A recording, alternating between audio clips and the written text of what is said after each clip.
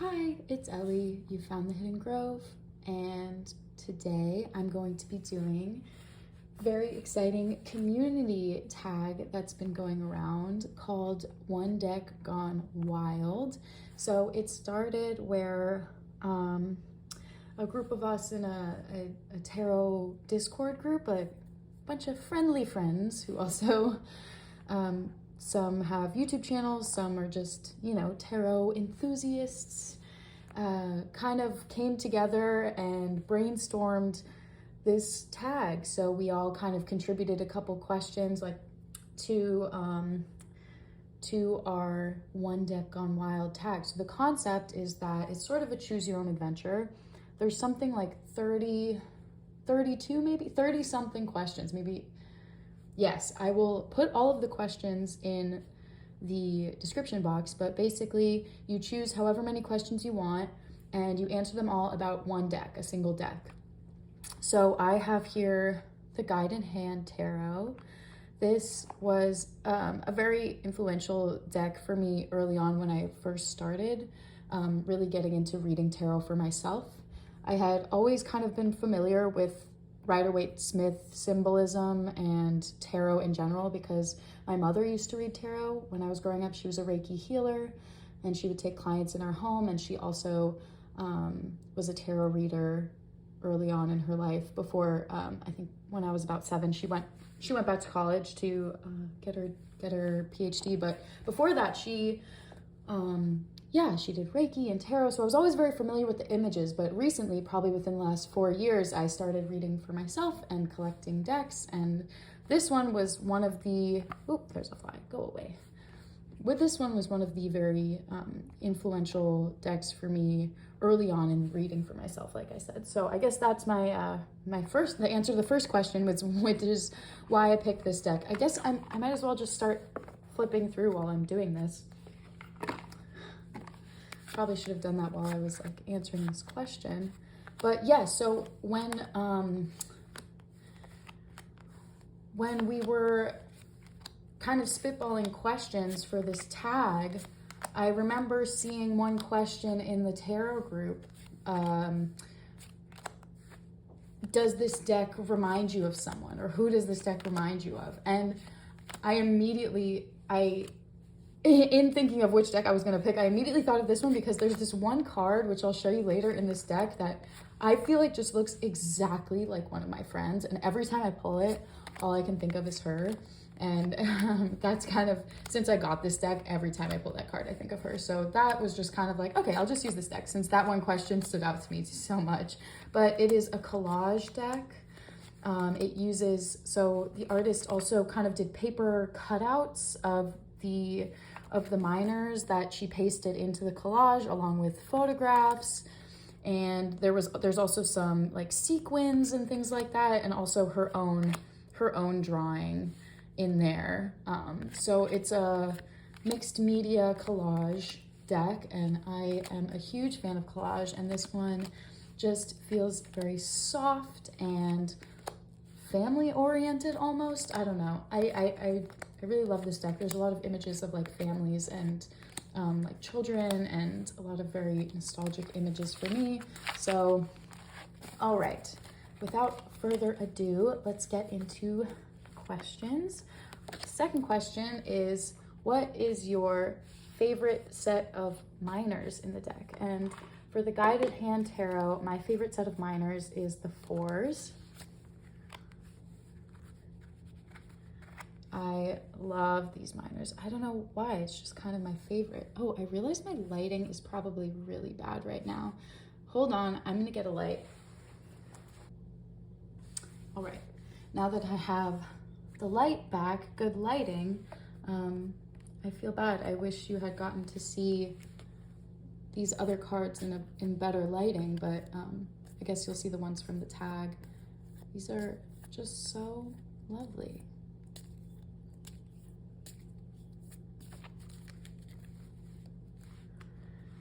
And my edition is a gilded copy.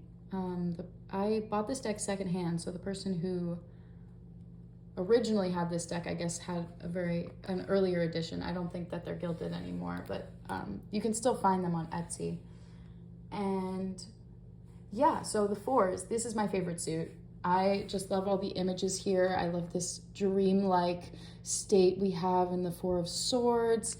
I love this kind of content looking woman in the Four of Pentacles. She doesn't look like she's hoarding or like she's, you know, being nasty or anything. She just looks like, yep, I have all my things and I'm observing the world, but I'm not necessarily interacting with it. I'm just kind of content with my things.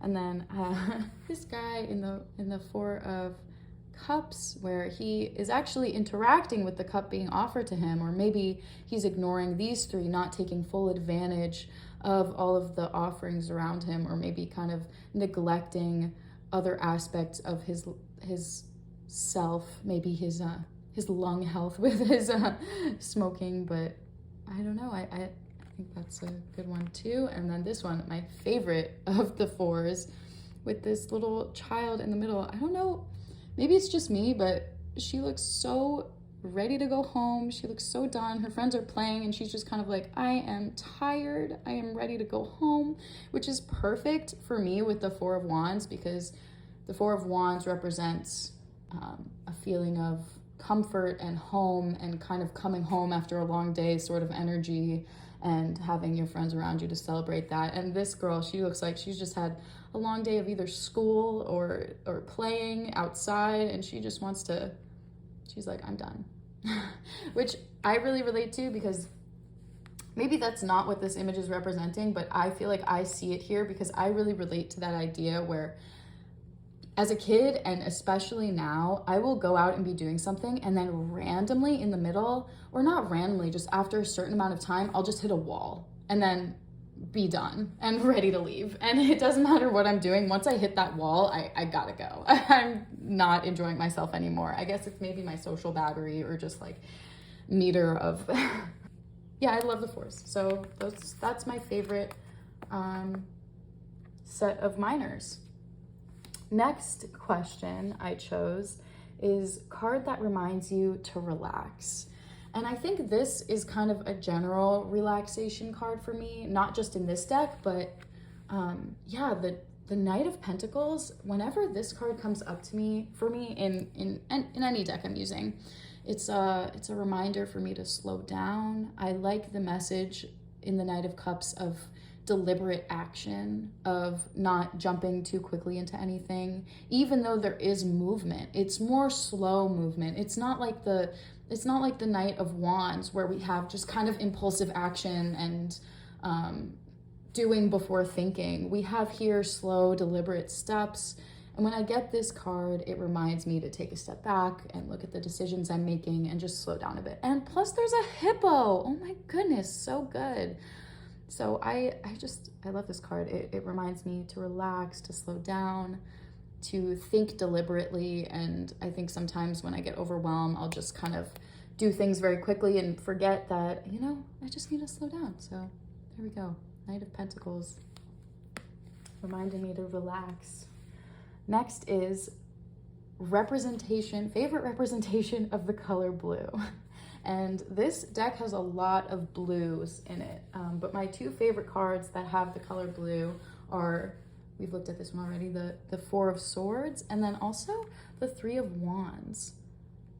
I really like that both of these blues are just kind of are evocative of the sky or space or journeying. Like here we have a journey into the subconscious, into dreams, the peaceful blue of rest, the peaceful blue of your dreams and of the darkening sky. I love that.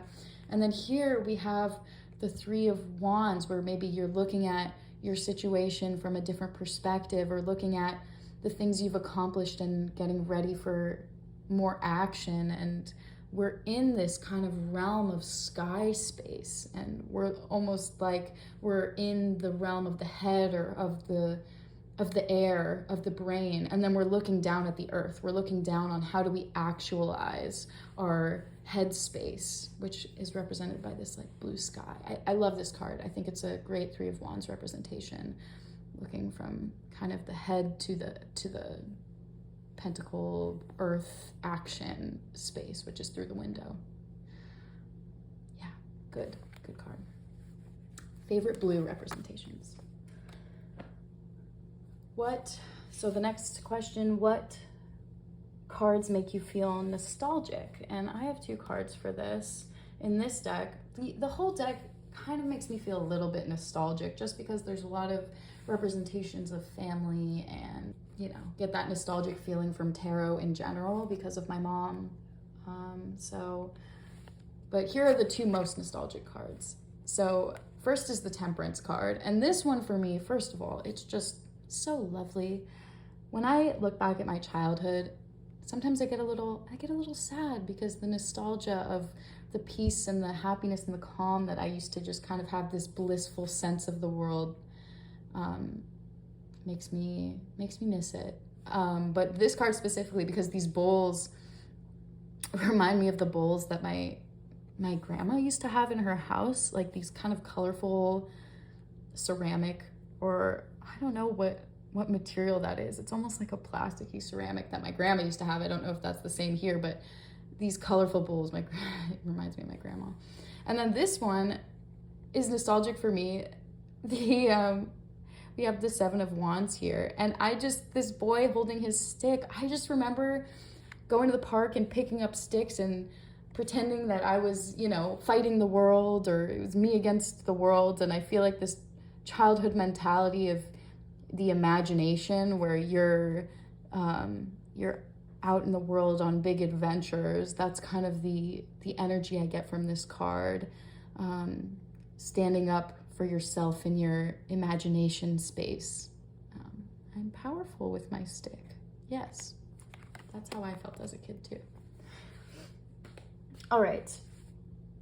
Cards that shifted your perspective in this deck. I have two. The first one, because this deck was very early on for me in reading tarot for myself, I feel like this was the first time I saw a tower representation that really was comforting to me almost. This representation of the tower, it's trees burning. And for a long time, I think maybe still, this was just my favorite tower card ever.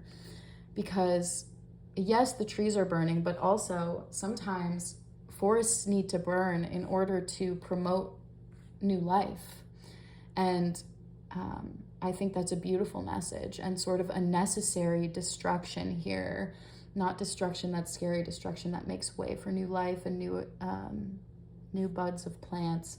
And I mean, that's definitely not relatable here for me in Los Angeles, because there's a lot of not good fires. We have a very intense fire season, and that's not necessarily good for our plants, but yeah, that's what this brings up for me, something that doesn't have to be the end. And then the second card that shifted my perspective about that card was the Queen of Wands here, which in this deck, the Queen of Wands is represented by Martha P. Johnson, who was an LGBTQ icon. And the idea that the Queen of Wands, I already had this concept of the Queen of Wands being very confident and powerful and sure of herself, but then also to be, this card kind of shifted my perspective to see the Queen of Wands also as an activist and as, you know, a leader for others, and as someone who empowers the people around her. And I really love that shift in perspective for me for the Queen, is not just being confident in yourself, but also being confident enough to let the people around you thrive. I love that. And you have our little black cat here too. So great card. Alrighty. The next question is, what is your favorite animal in this deck? And first of all, obviously the hippo, come on. I mean, this is just so good. But also, I really love the little mouse in the King of Pentacles. I think he's so cute, and I love him. Great animal cards. So yeah, favorite animals in this deck. What card follows you? Okay, so I have two cards for this as well. One card that just kind of follows me in general with all of my tarot decks, not just this one, is the Hermit card. This is a particularly beautiful Hermit card, but just in general, whenever I'm doing readings for myself, especially in just like 3-card spreads, the Hermit card will almost always come out for me. It's just kind of a constant follower for me in my life, which is true. I tend to forget to take time for myself, especially now with my new job. I'm a teacher. I work at a middle and high school, and it's just kind of being around kids and people and my coworkers constantly all day. I forget when I get home that sometimes I just need alone time, even though, you know, I want to spend time with my partner and my family and my friends, but I need this too. So it's a good reminder. I'm not mad that this card follows me. And then in the guided hand tarot specifically, I pull the Two of Wands a lot. I love these 3 women. They look like they're, I don't know, on a cruise or something, or maybe on the dock looking out onto the beach to people watch. I love them. So yeah, this card I pull a lot with the guided hand tarot. Let's see. The next question I chose was, what book would this deck like? And I don't have the book with me right now because it's actually in my office school. But I think this deck would like the book Clara and the Sun, which is a different time period from this deck. The book Clara and the Sun is about AI, and they call them in the book AF, artificial friends, where in the age of technology, we're seeing a lot of disconnect between children and the social realm because of everything being on computers. So this book kind of explores that, and, you know, explores it from the perspective of an AI who is purchased in order to socialize a young girl. So the reason I think that this deck would like Clara and the Sun is I feel like this deck is very centered around the connections between people. Like I said, I feel like it's very family oriented for whatever reason. There's a lot of images, oh my God, perfect, of like families and interactions between people, and sometimes you even feel like the characters are interacting with you. So I think that this deck would really enjoy that book as like an analysis of the changes in human interaction that happen, or that are happening now and could possibly happen in the future. I think they'd enjoy.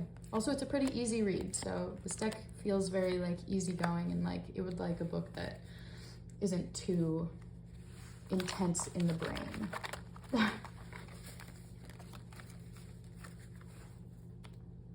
All right, what is something I would change about the deck? I generally really love everything about this deck. I'm not the hugest fan of the backs.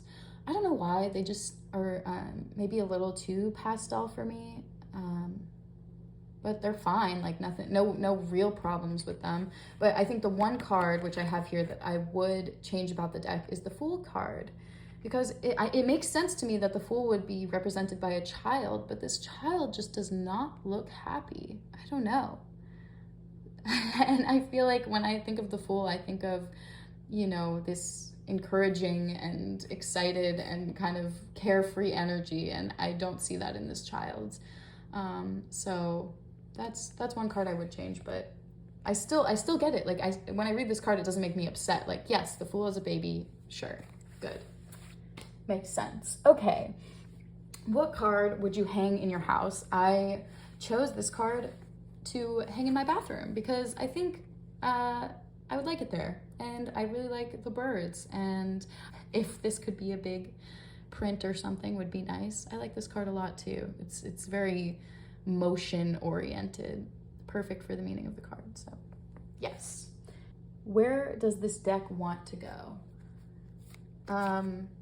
Because of this card, I said the zoo, and that might seem kind of random, but recently I was at the San Diego Zoo, and they have these like little gondola things that take you from one end of the zoo to the other, and it reminded me of this Chariot card. And also, like I said, this card feels very like people and family oriented, so like I don't know, I think it might be excited to go to the zoo and interact with not just people but also the animals and see the hippos, like the hippo here, see the hippos at the zoo. So yeah, okay. And then another question, how old does this deck think it is? And for this deck, I said early 30s.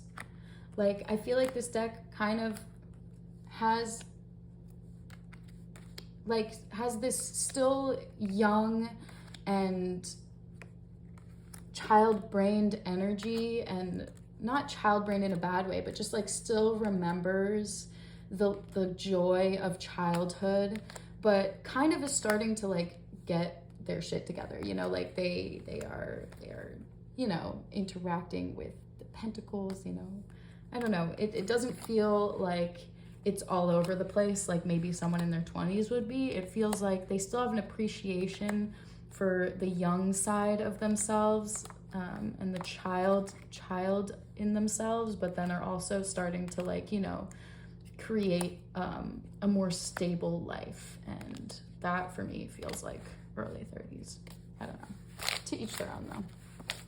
All right, now to the card, which was the reason that I chose this deck, which is, does any card remind you of someone? And that for me is this card, not for the Two of Swords message, but just because this looks so much like my friend Simran, and it's too similar for me. Every time I see this card, I just think of her, because this image of this girl, even without the eyes, just like looks so much like her. It's crazy.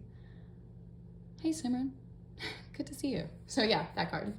What card makes you laugh? Oh, this deck has a great card for that, and it's the Knight of Swords. Are you kidding me? He's riding a goose. The goose has a little harness on him. Like, I can't, it's, the Knight of Swords is riding a goose. Yes, so silly. And also look at his little hat. It's good. It's so good. Good and funny. Love cards like that. And then second to last question that I chose, I think I did around 17 questions, but there's a whole bunch to choose from. So if you didn't vibe with any of these, feel free to take a look at the list if you're looking to film this.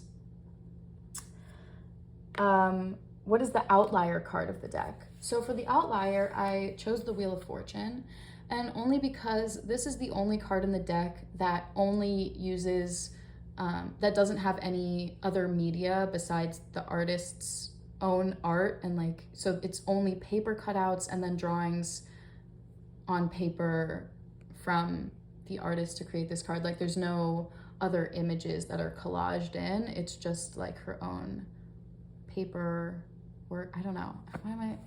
You get what I'm saying, right? There's no like images, you know. There's no little people or. So yeah, that's the one card that doesn't have any collage from like external sources. It's just from the artist.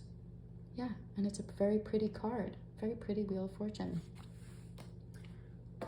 Oh, I missed one question. One of the questions was, what is this deck's favorite deck?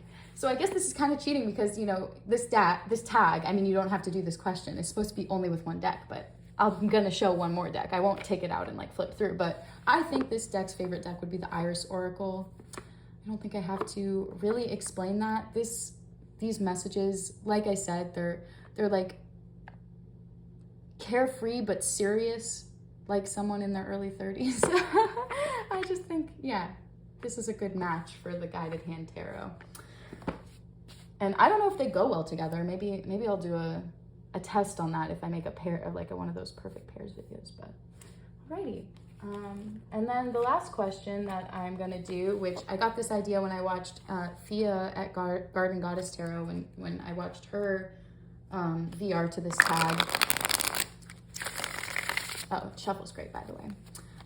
Was what card represents you most right now. And I like what she did, which she just shuffled and pulled a card, see what the deck thinks. So I'm gonna do that. What is this fly doing? Like, it keeps flying through my heckin' video. Do you mind? Wow, I'm having a really silly day. I don't know if this video is gonna be good. Maybe I'll do a heck of a lot of editing, but probably not. So we'll get all my weird, awkward pauses and interactions with flies. Let's see.